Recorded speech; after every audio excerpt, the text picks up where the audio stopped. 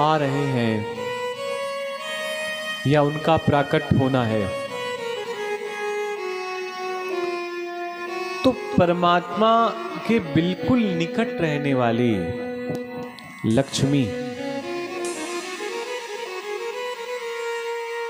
ब्रज में नंद बाबा के आसपास जहां तक ब्रज की सीमाएं लगी थीं, वहां लक्ष्मी रमण करने लगी, लेट गईं। लेटने का मतलब वहां की मिट्टी में मिल गईं, लेट गईं वहां पर। और केवल लेटी नहीं, ब्रज के समस्त लोग सर्व समृद्धिवान। देखिए, ये मन का भाव है कि आप कितने समृद्ध हैं और कितने आप और हम निर्धन हैं। ये मन का भाव है। और भगवान की कृपा भी।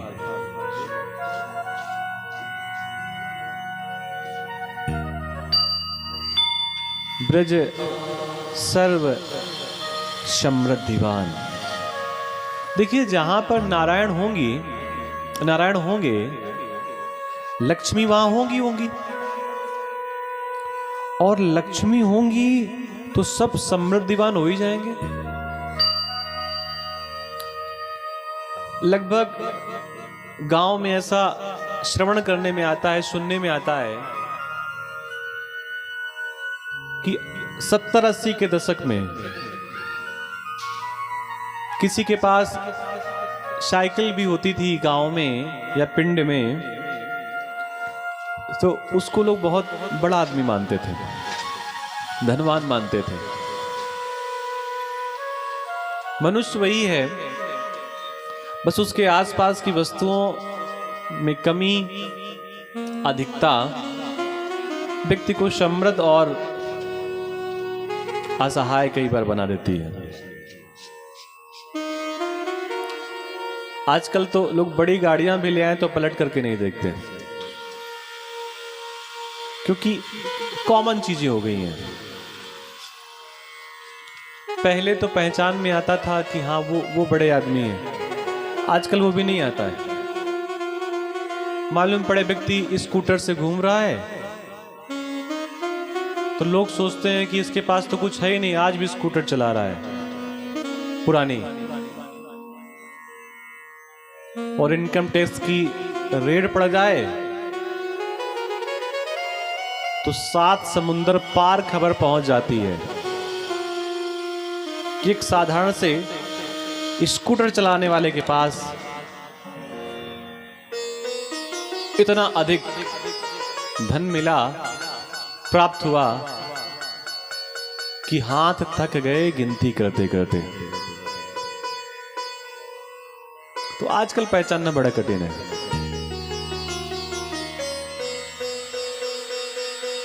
रमा किड मैं भुन्नपा, मिट्टी में रमा क्रीड़ा करने लगी, मिल गई।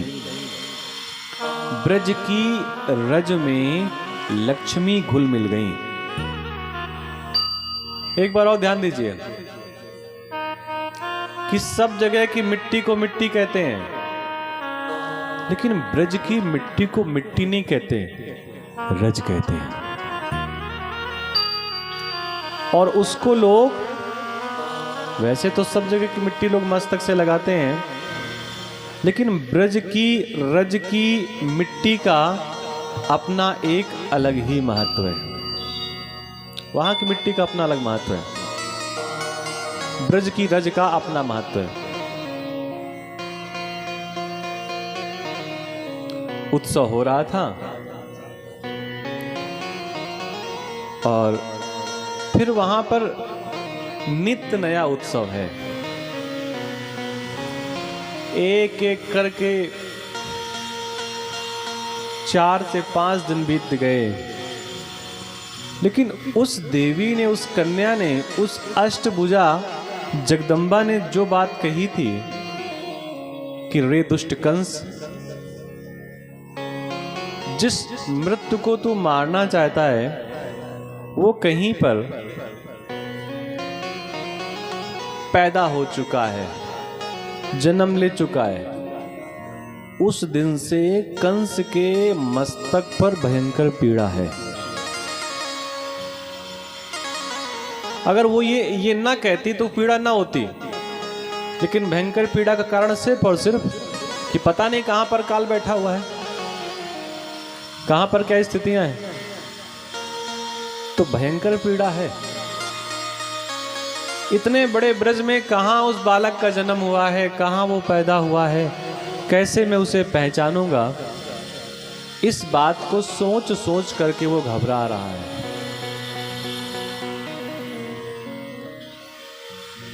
आपातकालीन मीटिंग बुलाई गई, जितने श्रेष्ठ मंत्री थे सब बुलाए गए,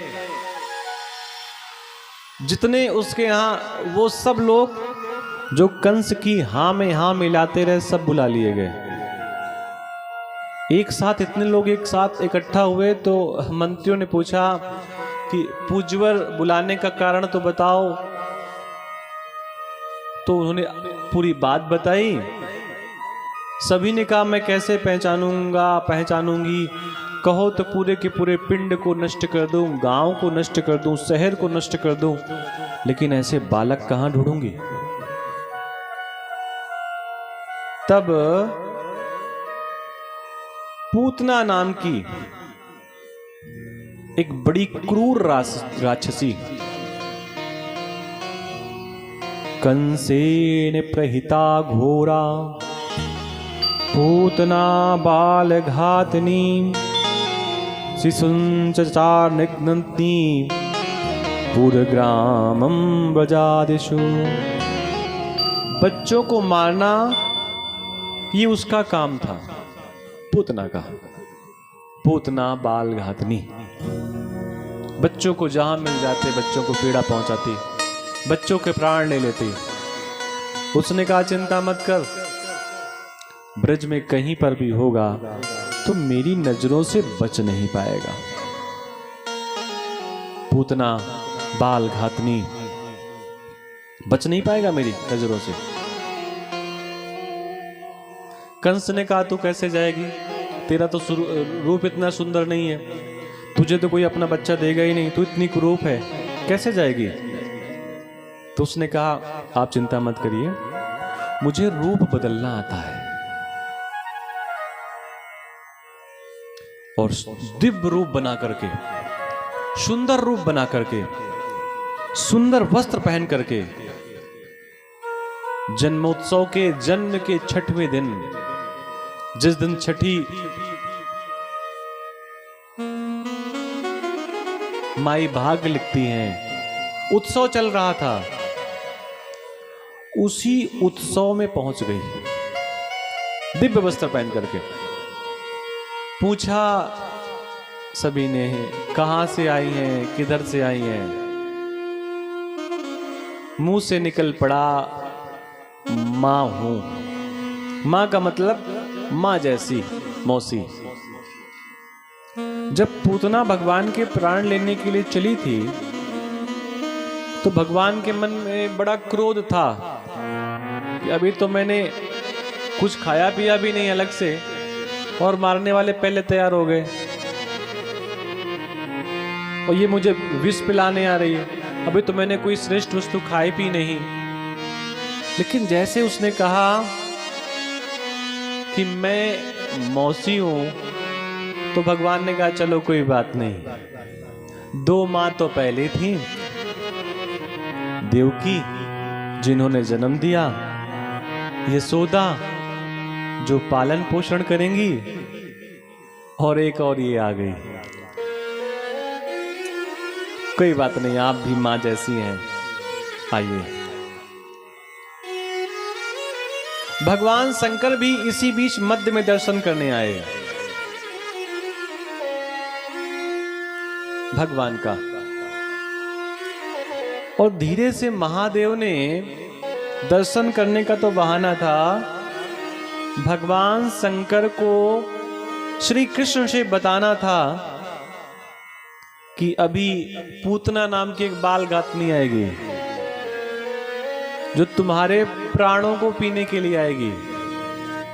तो एक कार्य करना, विष का पान बिल्कुल मत करना, विष का पान मत करना, क्योंकि विष का अधिकारी मैं हूं। मैं विष का पान करूंगा, तुम तो केवल माखन मिश्री का भोग लगाना। और अगर और कृपा करनी हो तो पूतना की वासनाएं पी जाना, लेकिन विष मत पीना। भगवान महादेव ऐसा धीरे से आदेश देकर के चले गए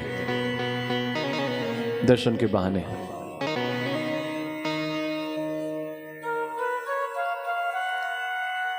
पूछा लोगों ने, कहां से आई, बता दिया यही बगल के गांव में रहती हूं, रोज नहीं आ पाती, कभी कभी आती हूं, इसलिए बहुत परिचय नहीं है आपसे मेरा।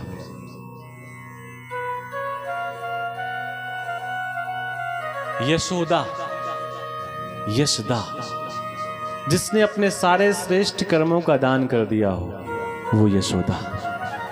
कोई भी यशोदा बन सकता है, कोई भी माँ यशोदा बन सकती है, कोई भी पिता नंद बाबा बन सकते हैं। करना क्या है, उनके गुणों का पालन करना है। कोई भी व्यक्ति कंस बन सकता है, अब जो जिसके गुणों का अनुसरण कर ले वो व्यक्ति वही बन जाता है। कोई भी पुण्य कार्य हो तो ये कहने से बचें कि ये हमसे हो रहा है। अपनी योग्यता बार बार ना दर्शाएं कि हम ना हो तो ये ना हो सके।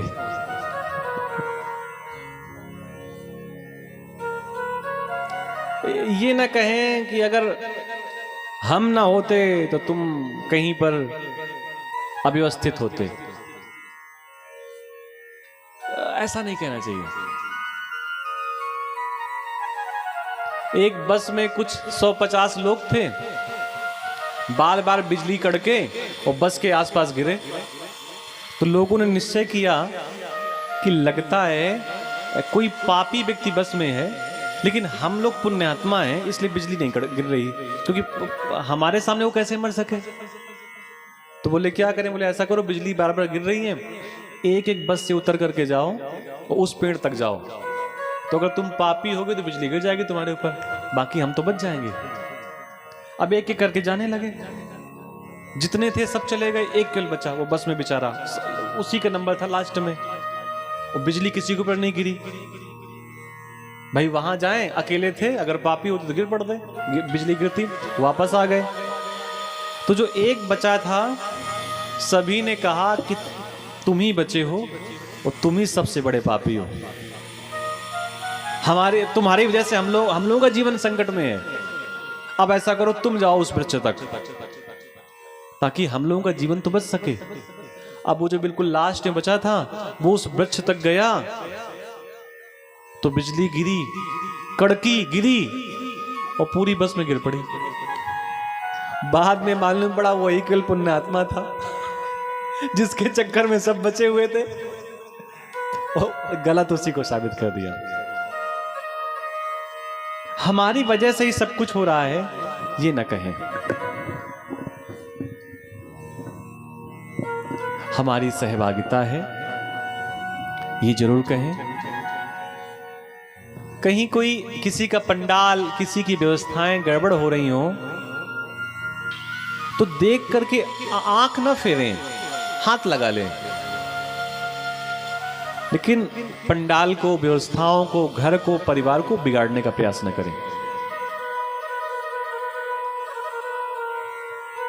ऐसे हमने कई घर देखे कि जब तक उनके घर में बच्चे नहीं थे तो दूसरों के बच्चों को बहुत बिगाड़ा, इस चक्कर में कि ये बिगड़ जाए, ये बिगड़ जाए। हमारे गांव में एक था दुकान वाला, बच्चों को बिगाड़ता था। क्यों? बच्चे बिगड़ेंगे तो घर से अन्न लेकर के आएंगे, हमको देंगे, हमारा फायदा होगा। सच्ची घटना,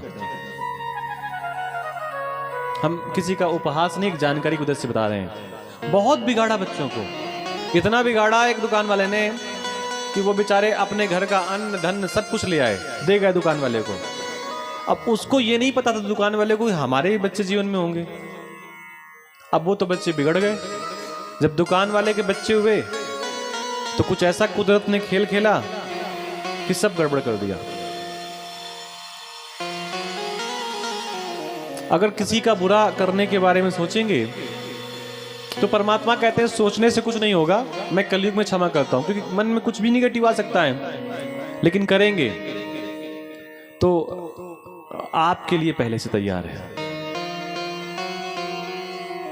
और किसी के बारे में श्रेष्ठ करने का प्रयास करेंगे तो उससे अच्छा आपके लिए तैयार है।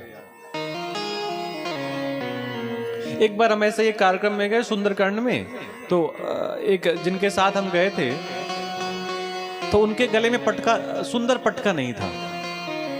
हमको दिखाई दिया दूसरा पटका था, हमने उसको उतारा, हमारे पास पटका नहीं था, लेकिन हमको लगा हम स्वयं ओढ़ लेंगे तो इनको लगेगा देखो पंडित जी स्वयं ओढ़ लिए। हमको पता नहीं था क्या होगा इसका परिणाम, तो हमने वो वाला पटका कहा भैया कि ये वाला ठीक नहीं है, इसको डाल लो। अब देखिएगा घटना, उससे हमने बहुत कुछ सीखा। और जैसे उनको हमने पटका उड़ाया, बोले पंडित जी आपका भी गला सुना सुना है। उनके यहाँ बढ़िया सुंदर पटका बैग में रखा हुआ था, उन्होंने हमको उड़ा दिया। तो एक बात तो है कि आदर करने से ही आदरणीय बनेंगे। अगर किसी का आप आदर करेंगे तो आदरणीय बन जाएंगे, इसमें किसी प्रकार का कोई संदेह नहीं है। अगर किसी की पूजा करेंगे तो आप भी पूजनीय बन जाएंगे। अगर अपनी वंदना करनी है, करवानी है, तो वंदना सामने वाले की करनी पड़ेगी। अर्चना करवानी है, अर्चन करना पड़ेगा सामने वाले का।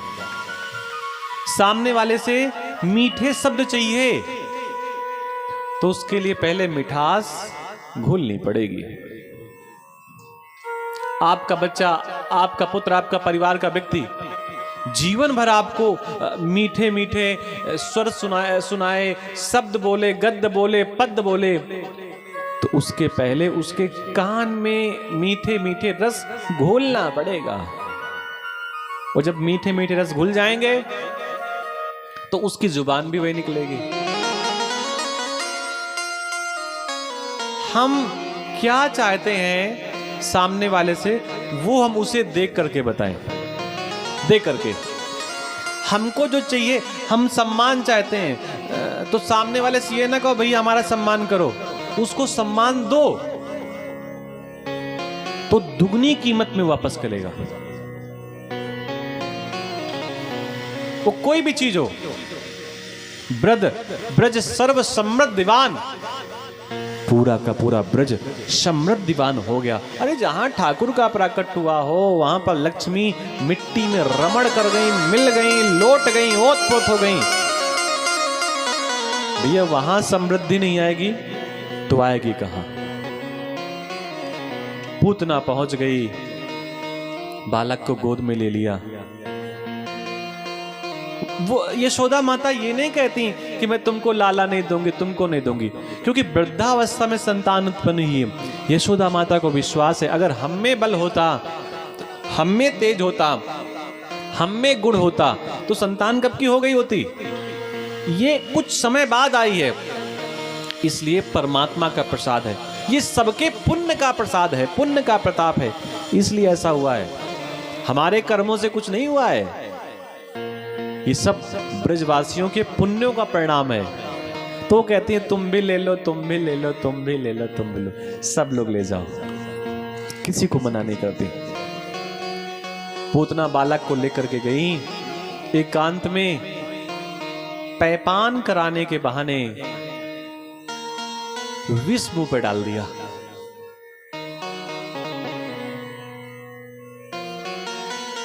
और जैसे ही विष मुंह पे डाला तो जो भगवान सांवले कलर के हैं, रंग के हैं, वो एकदम से लाल रंग के हो गए, गोरे हो गए। संत महात्माओं ने चिंतन किया कि जब जन्म हुआ था तब तो सांवले थे, काले थे, ये गोरे कैसे हो गए? आंख बंद करके महात्माओं ने चिंतन किया तो मालूम पड़ा, अरे कृष्ण के मुखमंडल में शिव आ गए। शिव किस लिए आ गए? विष का पान करने के लिए। क्योंकि शिव कह करके गए थे नारायण से, गोविंद से, कि विष का पान मत करना, वो मेरा अधिकार है। भगवान अकस्मात गोरे हो गए। गोरे होने का मतलब शिव का अंश उनमें आ गया और वो विष का पान कर गए। भगवान वासनाएं पीने लगे तो अब वो छुड़ाने लगी अपने आप को। उसको ऐसा लगा मेरे प्राण निकल रहे हैं। पूतना बालक को लेकर के आकाश मंडल पर चली गई। वहां से पूतना को लगा इसको छुड़ा करके नीचे फेंक दो, लेकिन भगवान कहां छोड़ने वाले। सा मुंच मुंचाल मिति प्रभासणी निस्पीड माना खिल जीव मर्मणी विवृत नेत्रे चरणों भुजो मुहु प्रसन्न गात्रा छिपति रुरोदरा। पूतना कहने लगी, अरे बालक छोड़ छोड़ छोड़। भगवान ने मन में विचार किया कि वैसे तो मैं किसी के पकड़ पे नहीं आता, लेकिन अगर एक बार किसी को पकड़ लेता हूं तो फिर छोड़ता नहीं हूं। और भैया ये नशा भी कुछ ऐसा ही है। संकीर्तन का नशा, भगवत कथा का नशा, राम कथा का नशा एक बार अगर चढ़ जाए तो फिर आसानी से उतरता नहीं है। और ये पता है, संस्कार अगर पड़ा हो तो कभी भी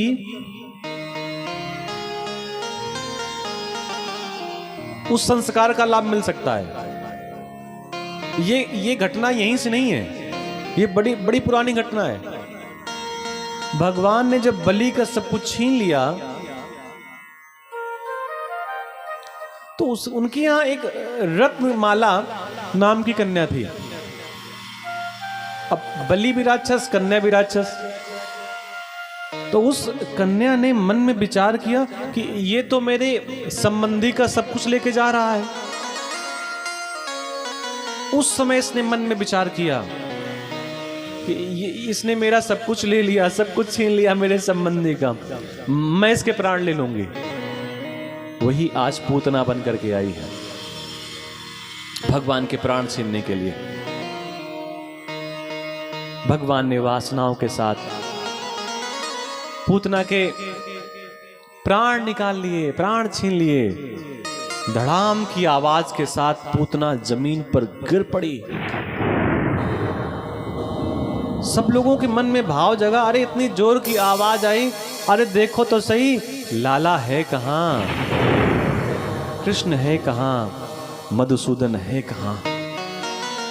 बाद में मालूम पड़ा कि भगवान तो पूतना के उदर के पास लेटे हुए हैं और पैपान कर रहे हैं। इतनी विशाल पूतना, छोटे से नंदलाल, सभी ने यशोदा मां को डांटा। तुझको बच्चा देखना नहीं आता? बालक तुझे लेना नहीं आता? बालक के साथ कैसे प्रेम करना चाहिए तुझको पता नहीं? इतनी बूढ़ी हो गई, इतनी वृद्ध हो गई, ये नहीं पता कि बच्चे को लाड़ दुलार प्यार कैसे करते हैं। देख बालक तेरा कहां घूम रहा है। और अगर तू नहीं संभाल सकती तो मुझसे तो कहे, मैं तेरे बालक को देखूंगी। लेकिन ऐसे बालक को अकेला मत छोड़। इतने पुण्यों के बाद तेरे यहाँ लाला का जन्म हुआ है और तू उसका ख्याल नहीं कर पा रही। माँ बालक को लेकर के आई और भी जो सेवक सेविकाएं थी वो भी आई, गाय के पास ले गई, गाय की पूंछ से झाड़ा, गाय के नीचे की जो रज थी वो भगवान के शरीर पर आलेपन किया, गंगा जल से स्नान करवाया, नजर उतारी, चंदन लगाया। और इस प्रकार की कई प्रकार की दिव्य लीलाएं की। बोलिए वृंदावन बिहारी लाल की जय हो। थोड़ा सा हम लोग गीत का सहारा लेते हैं फिर आगे बढ़ते हैं।